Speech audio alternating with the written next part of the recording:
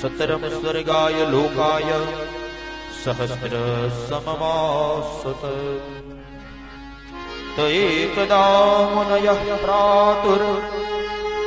પ્રાતુર્હુત હુતાગ્નયઃ સત્કૃતં સૂતમાસીન પ્રપચ્છોરુદમાદરા. નૈમિષારણ્યની એ પવિત્ર ભૂમિમાં સવારમાં સૂર્યોદય થયો અને 88,000 ઋષિમુનિઓ સ્નાન સંધ્યાદિ કર્મ કરી પવિત્ર બની અને ભેગા થયા અને સૂત નામના પુરાણીને પ્રશ્ન કરે છે, મહારાજ, તમે તમારા ગુરુજીના પ્રીતિપાત્ર શિષ્ય છો. તમે વેદનું, પુરાણનું, ઉપનિષદનું ખૂબ સારી રીતે અધ્યયન કર્યું છે અને તમારા ગુરુજીની તમારી પર વિશેષ કૃપા હતી એટલે તમે વિશેષ અને શ્રેષ્ઠ રીતે જ્ઞાનનું પ્રતિપાદન કર્યું છે. હે મહારાજ, અમે સૌ આપને શરણે આવ્યા છીએ. અમારા મનમાં થોડાક પ્રશ્નો છે, એનો જવાબ આપો. જુદા જુદા 6 પ્રશ્નો શૌનકાદિ ઋષિઓએ સૂત નામના પુરાણીની કૃષ્ણ કર્યા છે. શું પૂછ્યું? મહારાજ, ઘોર કળિયુગ આવ્યો છે. માણસો બધા અલ્પ આયુષ્ય અને અલ્પમતિ વાળા થયા છે, મંદ ભાગ્ય અને મંદ બુદ્ધિ વાળા થયા છે. કામાદિ ષડદોષોથી ઘેરાઈ ગયા છે. કામ, ક્રોધ, લોભ, મદ, મોહ, ઈર્ષા, અભિમાન, આ બધાએ માણસને એવો પકડ્યો છે કે માણસ આમાંથી છૂટી શકતો નથી. મહારાજ, ભગવાન આ પૃથ્વી ઉપર શા માટે પ્રગટ થયા એ અમને કહો. મહારાજ, ભગવાન જ્યારે સ્વધામ ગયા ત્યારે ધર્મ કોના શરણે ગયો એ અમને કહો. મહારાજ, ભગવાને 24 અવતારો લીધા એવું અમે સાંભળ્યું છે, તો ભગવાનના આ 24 અવતારોની કથા અમને કહો. કારણ ભગવાનની કથા એવી છે કે ગમે એટલી સાંભળીએ છતાંય અમારા મનને સંતોષ થતો નથી. જો સંસારના ઉપભોગોમાં અને ભગવાનની ભક્તિમાં એટલો તફાવત છે. સંસારના ઉપભોગો હોય ને એને તમે જેમ જેમ ભોગવો ને એમ એમાંથી નિષ્પન્ન થનારો પ્રેમ દિવસે દિવસે ઘટતો જાય. પણ ભગવાનની ભક્તિ એવી છે, જેમ કરો એમ તાર લાગે, અને તાર લાગે એટલે સંસાર ભૂલાતો જાય. શૌનકાદિ ઋષિઓ કહે છે, વયમ તું ન વિતૃપ્યામહ ઉત્તમ શ્લોક વિક્રમે યશૃણવતામ રસજ્ઞાનમ સ્વાદુ સ્વાદુ પદે પદે. મહારાજ, સંસારના સુખ એવા છે કે ભોગવીએ ને એમ પ્રેમ ઘટતો જાય. તમને ગુલાબ જાંબુ બહુ ભાવતું હોય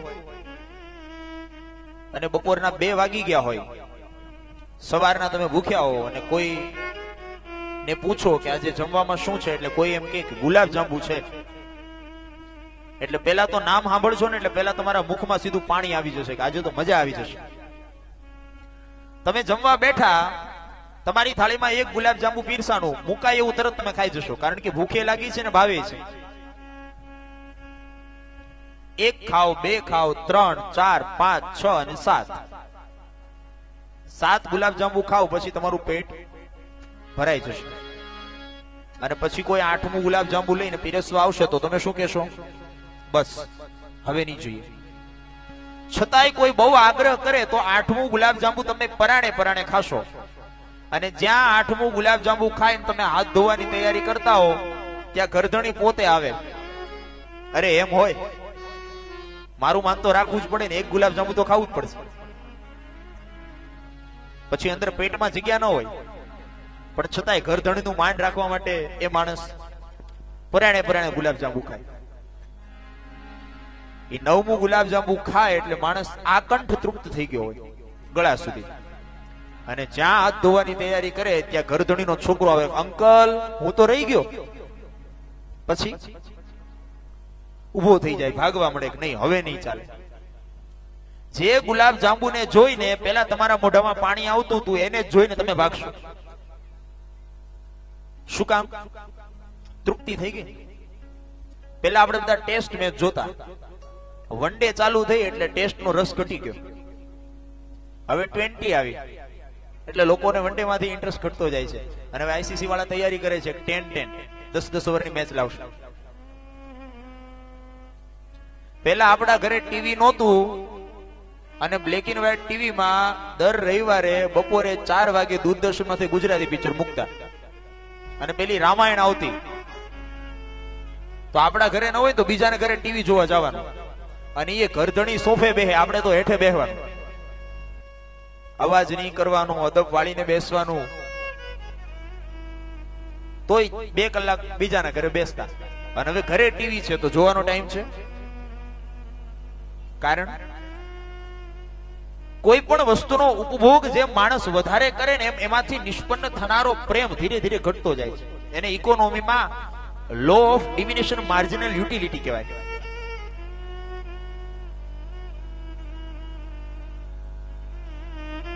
બેનો નવી સાડી લાવ્યા હોય 10,000 રૂપિયાની અને એ સાડી પહેલી વાર પહેરી હોય ને ત્યારે બહુ ખુશ હોય, બધાને બતાવે જો આ લાવી. ક્યાંથી લાવ્યા? તો કે સેજલ ક્રિએશન માંથી. બહુ સરસ છે. એ 10,000 ની સાડી પહેલી વાર પહેરી હોય ત્યારે બેનો બહુ રાજી હોય, પણ એ 2 વાર પહેરે, 3 વાર પહેરે, 4 વાર, 5 વાર, 7 વાર, 10 વાર, પછી 11મી વાર એ સાડી પહેરે ત્યારે એટલો આનંદ હોય ખરો? એટલો આનંદ નથી હોતો જેટલો પહેલી વાર પહેરી હોય ત્યારે હોય છે. નહીતર સાડી એ જ છે ને બેને એ જ છે. પણ જેમ જેમ ઉપભોગ થાય એમાં ઉત્પન્ન થનારો પ્રેમ છે એ ઘટતો જાય. પણ ભગવાનની ભક્તિમાં કેવું છે? કથામાં એવું હોય, પહેલે દિવસે સાંભળો એટલે થોડીક મજા આવે, બીજે દિવસે થોડીક વધારે આવે, ત્રીજે દિવસે ઓર મજા આવે, ચોથે દિવસે એના કરતા વધે, અને 5મે દિવસે તો એમ થાય કે હવે 2-3 દિવસ વધી જાય તો સારું. કારણ કે ભગવાનની ભક્તિ એક જ એવી છે કે જેમાં નિષ્પન્ન થનારો પ્રેમ પ્રતિ દિવસ વધે છે, ઘટતો નથી. બાકી ભૌતિક પદાર્થો છે ને એ તમે ઉપભોગ કરો એટલે એમાંથી ઉત્પન્ન થનારો પ્રેમ ઘટે. 7, 8 ને 9 ગુલાબજાંબુ થાય એટલે આપણું પેટ ભરાઈ જાય. આ પછી હવે કેટલાય ભરાય એ પાછું તમારી ઉપર આધાર છે. ઘણાનું 9 ભરાઈ જાય, ઘણાનું 90 એ ન ભરાય. અમારે સૌરાષ્ટ્રમાં એક જમાઈ જમવા આવ્યો, નવો જમાઈ. એટલે કુટુંબના 10, 12, 15 જણાને જમવાનું કીધેલું સાસુમાએ. બપોરે 11, 11:30 થયા અને બધા જમવા બેઠા. એટલે જમાઈનું માન વધારે એટલે લાઈન કરી, એમાં પેલો આસન હતું ને ત્યાં જમાઈને બેસાડ્યા કે જમાઈ તમે અહીંયા બેસો. અને સાસુમાએ શીરો બનાવ્યો, એક લોયામાં શીરો બનાવ્યો, સાંચીથી પકડ્યો અને પીરસવામાં લીધું ભાતિયું. સાસુમાએ વિચાર કર્યો કે થોડુંક લોયું નમાવીશ અને ભાતિયાથી થોડોક ધક્કો મારીશ અને બધાની થાળીમાં થોડોક શીરો પીરસી દઈશ. 15 જણાનો શીરો બનાવેલો. સાસુમાં પીરસવા નીકળ્યા, પેલા થાળી લઈ અને જમાઈ બેઠેલા. સાસુમાં નમ્યા, સાંચીથી લોયું નમાવ્યું અને ભાતિયાથી ધક્કો મારવા ગયા. લોયું જરા વધારે નમી ગયું ને 15 જણાનો શીરો જમાઈની થાળીમાં પડી ગયો. જમાઈએ શું કીધું ખબર? બસ લ્યો હવે નહીં જોઈ. સાસુમાં તો સોરી કેવા જતા છે, જમાઈએ થેન્ક યુ કહી દીધું. સાસુમાં કે દેવ તારે નહીં જોયું પણ બીજાને મારે શું દેવું? ઘણા બહુ ખાયો, એવું ખાય કે આપણને આશ્ચર્ય થાય. એકવાર અમે લગ્નમાં ગયા ને એટલે પછી બેઠા હતા બધા, એટલે આઈસ્ક્રીમ વેચવા નીકળ્યા. એટલે એક જણાના હાથમાં કંકુની થાળી, એક જણો ચાંદલો કરે ને પછી બીજો આઈસ્ક્રીમ આપે. હવે આવું અલ્ટરનેટ બધે ચાલે, ગોળ ગોળ. એટલે મને આશ્ચર્ય થયું. મેં ઓલાને પૂછ્યું, ભાઈ આ તમે આઈસ્ક્રીમ આપો એ તો બરાબર, પણ ચાંદલો કરીને આઈસ્ક્રીમ આપો એ વિધાન મેં કઈ સમજો નહીં. આનું કારણ શું? ઓલા હળવેકથી મને કીધું, મહારાજ ચાંદલો કરીને નિશાની છે કે એક જણો એક જ વાર લે, બીજી વાર લેવા ન આવે. નકર આ જાનમાં એવા છે કે 10 ઉલાડી જાય.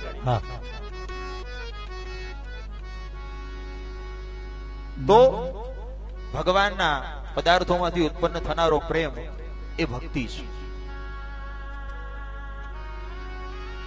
સનત શૌનકાદિ ઋષિઓ સુતનામના પુરાણીને પ્રશ્ન કરે છે કે મહારાજ તમે અમને ભગવાનના વિવિધ અવતારોની કથા કહો.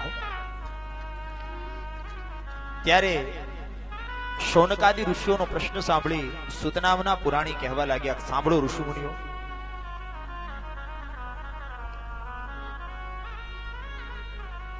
સૂત નામના પુરાણી પોતાના ગુરુ સ્વરૂપ વ્યાસજીને વંદન કરી, શુકદેવજીને વંદન કરી, ભગવાન નારાયણ અને માં સરસ્વતીને વંદન કરી અને કહે છે, ઋષિમુનિઓ સાંભળો,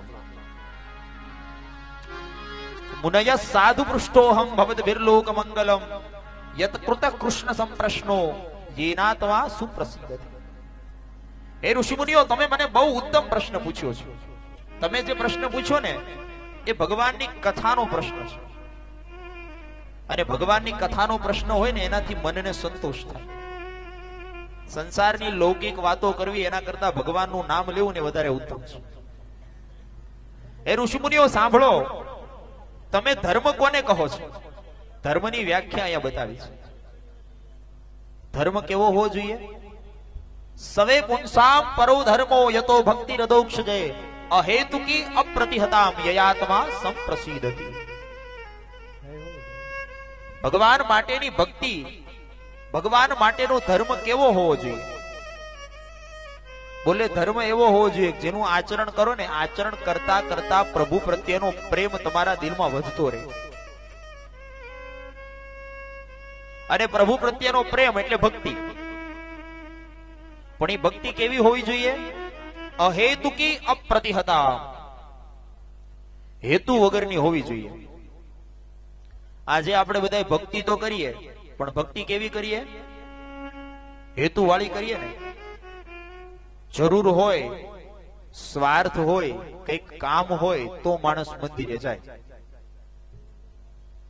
છોકરો 12મા ધોરણમાં હોય અને આખા ઘરને ખબર હોય કે હવે આ 12મામાં પાસ થાય એવું લાગતું નથી, એટલે પછી શું કરે?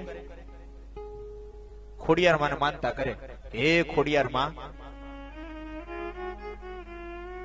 અમારો છોકરો 12મામાં પાસ થઈ જાય તો 4 રવિવારે નિકોલ મંદિરે ઉગાડા પગે હાલીને આવશું. છોકરો પાસ થઈ જાય એટલે એ એના ઘરે, માતાજી એના ઘરે, વ્યવહાર પૂરો. માણસની ભક્તિ, માણસનો સંબંધ ક્યાં સુધીનો છે? સ્વાર્થ છે ત્યાં સુધીનો. આપણે ત્યાં કહેવાય ને, પાટે બેસાડી એની પૂજા કરે ભાઈ જ્યાં સુધી જીવી શકે. પાટે બેસાડી પૂજા કરે જ્યાં સુધી જીવી શકે.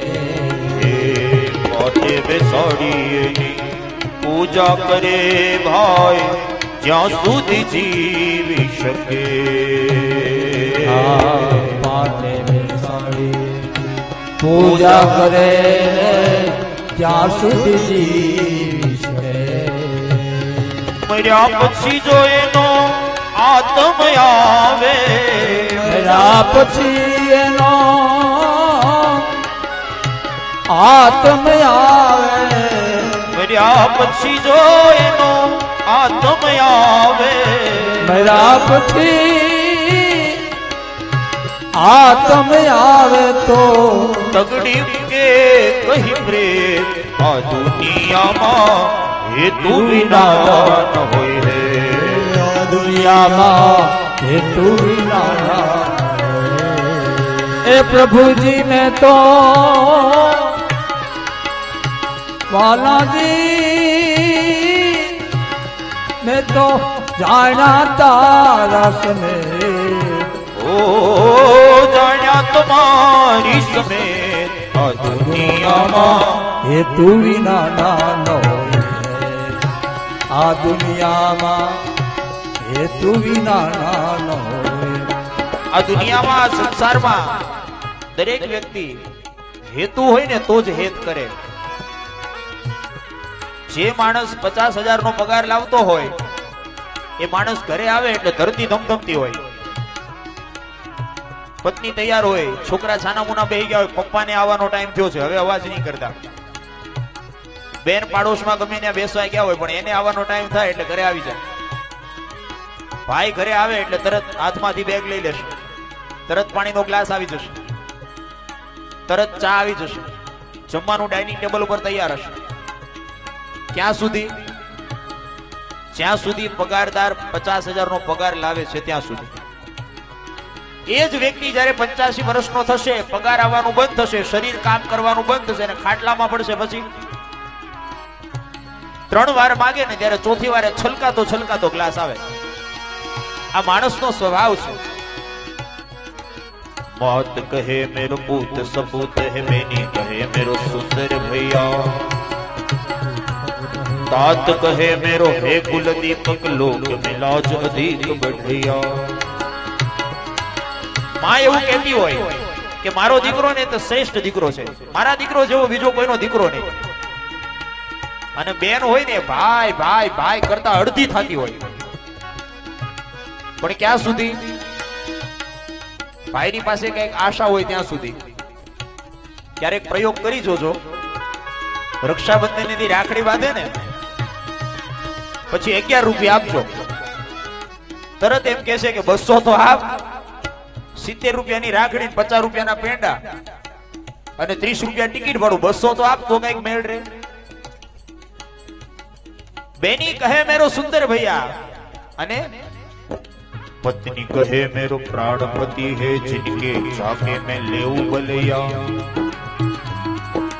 पत्नी प्राणनाथ કહીને સંબોધન કરતી હોય, હે પ્રાણપતિ, જેના માટે હું શણગાર સજુ છું.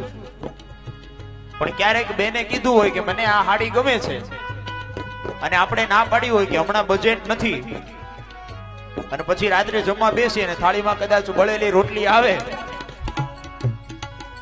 ખાઈ લેવી પડે. बात कहे मेरो पूत सपूत है बेनी कहे मेरो सुंदर भैया तात कहे मेरो है कुल दीपक लोक मिलाज अधिक बढ़िया. पत्नी कहे मेरो प्राणपति है जिनके जाके मैं लेऊ बलैया. कवि गंगा कहे सुन शाह अकबर जिनकी गांठ सफेद रुपया जिनकी गांठ सफेद रुपया जिनकी गांठ सफेद. આ સંસારની અંદર હેતુ વગર, અપેક્ષા વગર કોઈ કોઈને પ્રેમ કરતું જ નથી. આ વસ્તુ યાદ રાખજો. આપણે સાંભળીએ ખરા પણ જીવનમાં ઉતારીએ છીએ.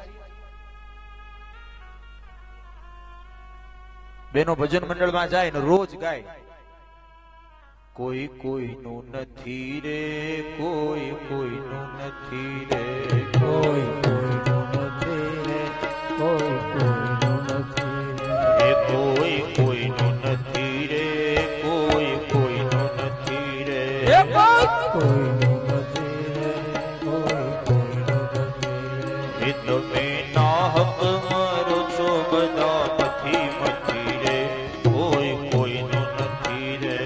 અમાના હક મારો છો બધા નથી નથી રે, કોઈ કોઈનું નથી રે, કોઈ કોઈનું નથી રે, કોઈ કોઈનું નથી રે, કોઈ કોઈનું નથી રે, કોઈ કોઈનું નથી રે.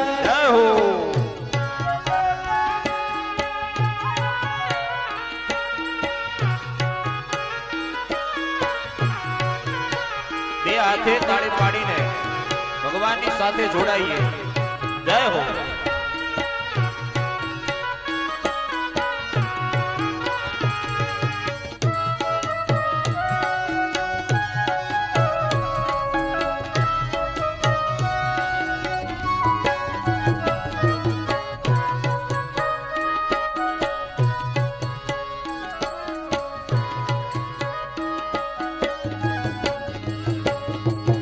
અમારો દીકરો ને અમારો બાપ છે, અમારો દીકરો ને અમારો બાપ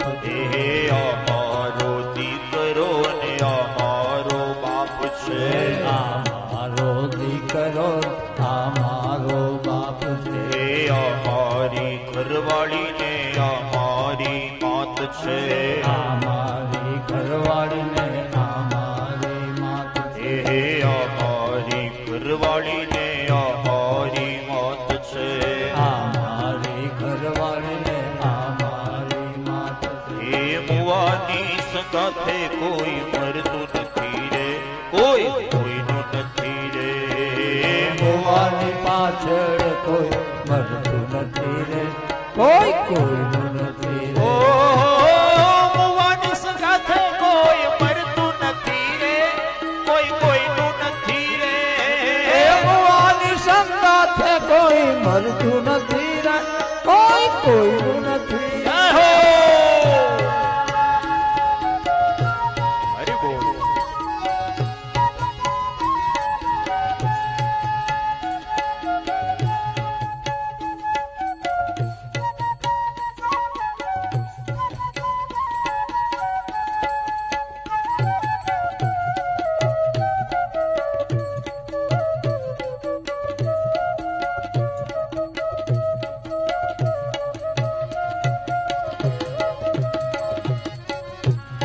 સમજાવે છે બધા છે મારા, મનને સમજાવે છે બધા છે મારા. એ મનને સમજાવે છે બધા છે મારા, મનને સમજાવે છે બધા છે મારા. એ જાણી લે જીવલડા કોઈ નથી તારા, જાણી લે જીવનડા કોઈ નથી ઓ તારા.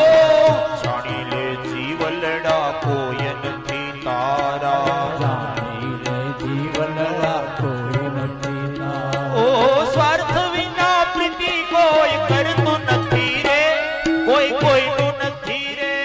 આના સ્વાર્થ વિના પ્રીતિ કોઈ કરતું નથી રે, કોઈનું નથી રે. એ કોઈ કોઈનું નથી રે, કોઈ કોઈનું નથી રે. કોઈ કોઈનું નથી રે, કોઈ કોઈનું નથી. જય હો.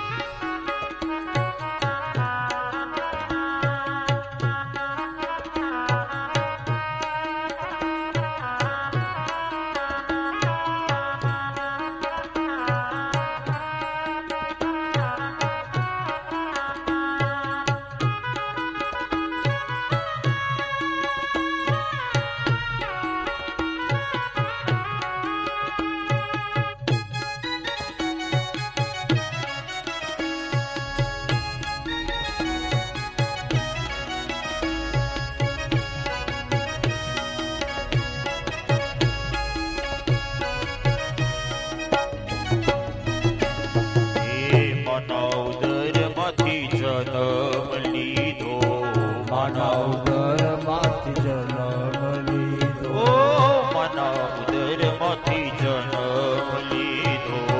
માનવ ઘરમાંથી જન્મ લીધો. એ પાળી પોષીને તને મોટેરો કીધો. પાળી પોષીને તને મોટેરો કીધો. ઓ પાળી પોષીને તને મોટેરો કીધો. પાળી પોષીને તને મોટેરો કીધો. એ પરિણ્યા પછી માની સામે જોતો નથી રે, કોઈ કોઈનું નથી રે. એ પરણા પછી માની સામે જોતો નથી રે, કોઈ કોઈનું નથી રે. એ કોઈ કોઈનું નથી રે, કોઈ કોઈનું નથી રે. કોઈ કોઈનું નથી રે, કોઈ કોઈનું નથી રે. જય હો.